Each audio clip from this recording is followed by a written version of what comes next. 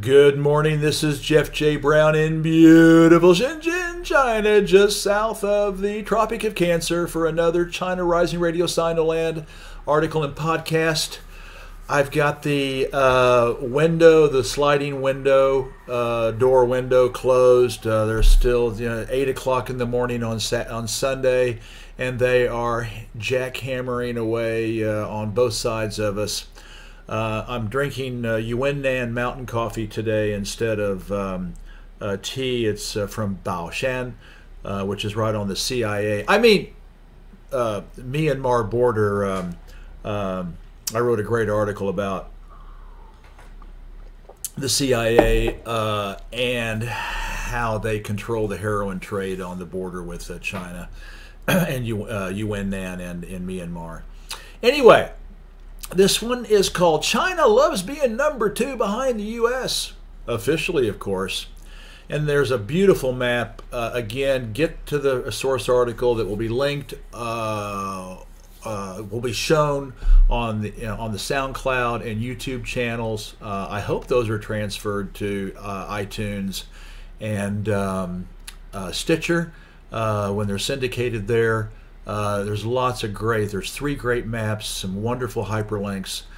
So in any case, just get to www.chinarising.puntopress.com, click on the blog button, and you'll get it, and you'll get to this article, and can read and listen at the same time for a fuller, more enriching experience. The byline says, hats off to www.visualcapitalist.com for such a fascinating and informative map. This is what Western Empire is up against. China's GDP and purchasing power parities, also known as PPPs, surpassed the United States in 2014 as the world's biggest economy. And it's just getting started. Restarted. Back to the 5,000 years before Western colonialism's opium war drug cartel was illegally foisted on this nation from 1839 until liberation in 1949. And here's the article. All of us Shenzheners can toot our collective horn. Toot toot. My town just surpassed Guangzhou as having the largest urban economy in Guangdong province, more familiarly known in the West as Canton. Baba Beijing does a great job of pitting each province and city in China against each other in a friendly but professionally serious competition for ranking and status. In order to meet their societal or economic needs, different cities and provinces propose all kinds of ideas to test and try out. These proposals, often dubbed as pilot projects, are sent up the flagpole and approved by various government agencies, depending on the level of the original request. A city can usually get approval at the provincial level, and a province has to go up to the Central Committee of the National People's Congress, also abbreviated as the NPC, or a relevant national agency in the State Council, both based in Beijing. They, of course, have to present justification in the form of public surveys, statistics, business development plans, and budgets for consideration. At the same time, counties, villages, and neighborhoods innovate administratively, often ad hoc, with Mao Zedong's mantra, "Serve the people," defining the mission. There are certainly thousands of these pilot projects taking place across the country as I write and talk. The whole process of how China's democracy, governance, and economy works is really laid out in easy-to-understand language in the last 2 books of the China trilogy. Then there's a map of China, an administrative map with all of the provinces and their capitals. Westerners have been brainwashed to fear socialism, hate communism, and believe that China is some kind of monolithic, totalitarian nightmare. Actually, parenthetically, Neil Postman and Sheldon Wolin brilliantly show that the world's real totalitarianism is in the West. And for China, nothing could be further from the truth. As explained in my last column about Jack Ma, he himself said that the Communist Party of China, the CPC, self-improves and self-innovates. This can be extended to the government at all levels and in the Chinese business world too. Not only in these spheres, but also in public education. Almost no one outside China knows, don't tell anybody, that this country's citizens are getting the best K-12, kindergarten through 12th grade, education on planet Earth, which is something that Godfrey Roberts and I discussed together on China Rising Radio Sinoland. In these two fascinating interviews, Godfrey explains why China is continuing to rank at the top of the list in the internationally recognized country comparative PISA, abbreviated PISA, PISA tests. One of the reasons is that Chinese school administrators and teachers are hands-on for innovation and experimentation. Not to mention, based on my daughter's experiences studying at Beijing Normal University, I can confidently say she is getting a much better education and preparation for the rest of her life here in China compared to the West. All of this helps explain why Baba Beijing and the Chinese people are marching with determination and unrivaled success into the future. China is not some rigid dirigiste, copycat, cookie cutter, as is often portrayed in Western propaganda, but a freely creative, experiment-crazy society where promising ideas often get promoted and, if successful, adopted on a wider scale. The map at the top of this article is proof of China's dynamic and creative economic development. There are 35 cities shown, not entire provinces, whose PPP GDPs are as big as entire countries around the world. I have been to every one of the provinces where these cities are located and in 28 of the 35 cities listed. Most of them you have probably never heard of, and unless you're a real China buff, that's understandable. Part of the problem for foreigners is the sheer size of China's cities. Big cities like Beijing, Shanghai, Guangzhou, Chongqing, Wuhan, and Hangzhou have over 20 million people in their metro areas. Second-tier cities like Shenzhen, Chengdu, Tianjin, and Harbin have between 10 and 20 million.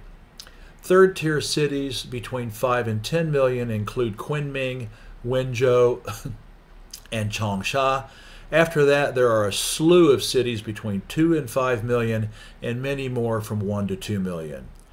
You really have to use metropolitan and not just urban areas, since many Chinese cities just go on and on with a huge patchwork of suburbs surrounding the city center. Even with little traffic, driving from one side of Beijing to the other seems like an eternity. Today, Metro Guangzhou is over 46 to 48 million, which is the population of Spain, and its urban area is 25 million, a huge difference.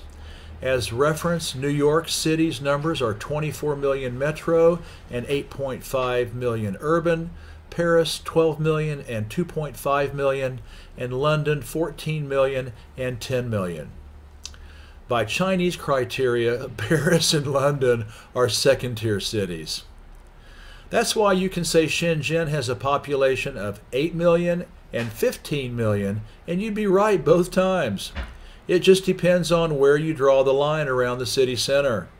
Also, Shenzhen proper is very elongated from east to west, so whichever circle you draw, it has to be elliptical. Knowing that this 8 million figure is the urban center, I just kind of split it down the middle, give it a range, and say 12 to 13 million. Getting back to the GDP comparative map, my town, Shenzhen's economy is as big as Sweden's. Beijing's, where I lived for 13 years, has the economy of the United Arab Emirates. I was just in Foshan last week, about a 2-hour bus ride west of Shenzhen. It is a third-tier city by Chinese standards with about 7 million people. It looked incredibly prosperous, like a smaller scale Shenzhen. I was really impressed. Its economy is as big as mineral-rich Uzbekistan.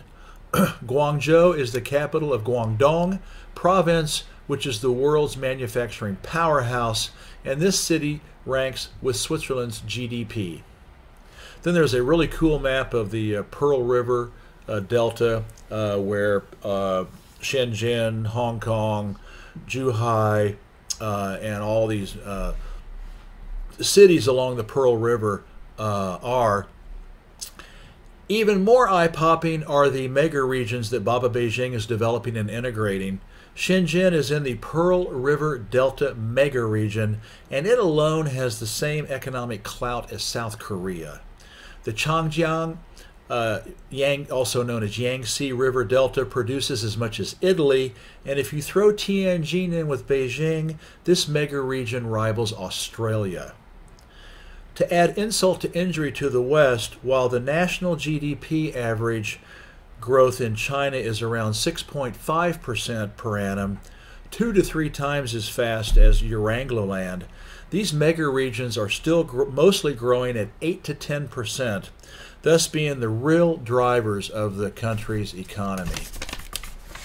These mega regions and the 7 others being planned and developed in China are well covered in book number 3 of the China trilogy. To quote the GDP comparative map by Winston Mock, he states, "For most of the past millennium, until the Industrial Revolution, the Yangtze River Delta was the world's leading economic region, and it has reclaimed its role as a key mega region on the world stage." How true. China's economy was the biggest in the world for the last 5,000 years, barring the horrific 110 years of Western colonialism, starting in 1839 with its illegal and imperial Opium War drug cartel. Even then, it took another 33 years for the United States to overtake China in GDP in 1872, and America did it with slavery until 1864, slave trade in the Americas until 1874, and by exterminating 15 million natives and robbing and plundering them of an entire continent. China reached its nadir in 1949 when the country was liberated by Mao Zedong and the CPC, who ceremoniously kicked out all the Westerners, Japanese, and fascist KMT. Thus, in 2014, when China took back from Uncle Sam the world's PPP GDP trophy, it was not the new normal. It was simply the same old, with a 142-year hiatus. It still is, and as long as the CPC leads the people with its successful communist socialist economic model, China will continue to pull ahead into the 21st century relative to the imploding capitalist Urbanization. All of China's economic information may in fact be underestimated. In book number 3 of the China trilogy, I discuss 2 Western studies that say China's economy is in reality 15 to 30% bigger than officially reported. That being the case, then even in exchange rate terms, China has already surpassed the United States in GDP. Because the friendly competition between the provinces and cities is very intense, Baba Beijing is going to take control of all the statistical reporting. Northern provinces have been caught fudging numbers, which has raised the ire of the central government and its highly effective anti-fraud and anti-corruption system. Using the greatest number of fastest supercomputers in the world and with the best big data applications anywhere, the updated information gathering system is expected to be online in 2019. In any case, you only have to live and travel around China to know just how bona fide and sustained the economy is. It is jaw-dropping and it just blows you away. Even if a few locales have been tweaking their numbers, you can still see and feel that those studies about China's underestimated GDP are most likely correct, especially compared to the United States, where everybody knows the statistics are a surreal sham and have been for decades. Baba Beijing really works overtime to soft sell this economic clout, focusing instead on its win-win cooperation and the Belt and Road Initiative. China uses a two-pronged approach to tell its story to its citizens and the rest of the world. First, it is happy to let arrogant and hubristic Uncle Sam wallow in its imperial vainglory. In flattering terms, it frequently concedes that America is still the world's superpower. This is coupled with a regular stream of editorials and articles in the Chinese media for both domestic and international audiences, emphasizing the country's "we're number two" economic status. At the same time, especially since Xi Jinping became president 5 years ago, Baba Beijing has been equally insistent that the world is now multipolar, criticizing the U.S. for its global hegemony, and stating that China needs to be treated as a geopolitical equal with the historical great powers, which are Urangloland. This may help explain why President Xi just announced that China will start taking a more proactive role in the world's geopolitical affairs. A sip of my Yunnan Bao Shan coffee. However, Baba Beijing is happy to defer the mantle of the world's new superpower for as long as possible. You won't see the CPC touting those studies that calculate China's GDP as being underestimated. That's for sure. For now, Baba Beijing loves being number two. It was just reported that China is now second in the New World Internet Development Report 2017, behind the United States, right where it likes to be, officially, of course. To celebrate China's amazing leap into the 21st century, starting in 1949 and still accelerating forward, turn up the volume to 11 on your old Victrola and rock to Van Halen's Jump!